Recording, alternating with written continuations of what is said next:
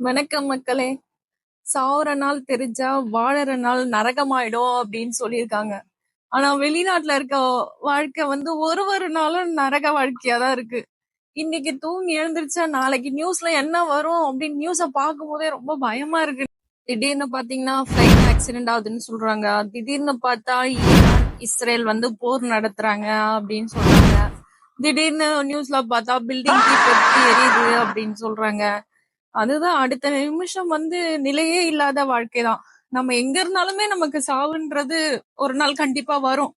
அது நம்ம குடும்பத்தோட நம்ம ஃபேமிலியோட இருந்துட்டா நல்லா இருக்கும்னு தோணுது. இங்க தனியா எப்ப என்ன ஆகும்னு தெரியாம பயந்து பயந்து சாவறதா இருக்கு. காசு பணம் கஷ்டம், தயவு செய்து யாரும் கடன் மட்டும் வாங்கிடாதீங்க. கடன் வாங்கினால்தான் நான் இப்ப என் குடும்பத்தை பிரிஞ்சு இருக்கிறேன். கடன் வாங்கிதான் நம்ம ஒரு வேலை செய்யணும்னா சத்தியமா அந்த வேலை யாருமே செய்யாதீங்க. வேண்டாம். சாரிங்க, எதை சொல்லணும்னு தோணுச்சு சொன்னேன். ஏன்னா நல்லதோ கெட்டதோ நம்ம குடும்பத்தோட ஒன்னா சம்பாரிச்சுட்டு போயிடலாம். சாரிங்க, இது ஒரு சிம்பத்தி கிரியேட் பண்ணணும் அப்படிலாம் சொல்ல வரலாம். மனசுல பட்டுது. இன்னைக்கு ஆஃப் தூங்குனேன், ஆனாலும் எனக்கு தூக்கமே வரல. பயமா இருக்கு எனக்கு. அதை உங்கள்கிட்ட ஷேர் பண்ணணும்னு தோணுச்சு. அவ்வளவுதான். சாரி. தேங்க்யூ. பை.